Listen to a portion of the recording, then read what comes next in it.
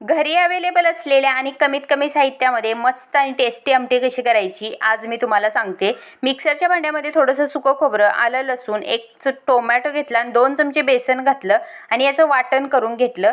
सुकलेले वाटाणे मी रात्रभर भिजत ठेवले होते, त्याला मिक्सरला लावून मी 3 शिट्ट्या देऊन आमटीसाठी शिजवून घेतलं। भांड्यामध्ये तेल घातलं, मोहरी, जिरं घातलं, बारीक चिरलेला कांदा घालायचा, कढीपत्ता घालायचा, चांगलं तेलामध्ये परतून घ्यायचं। केलेलं वाटण घालायचं आणि सतत हलवत हे वाटण सुद्धा चांगलं परतून घ्यायचं।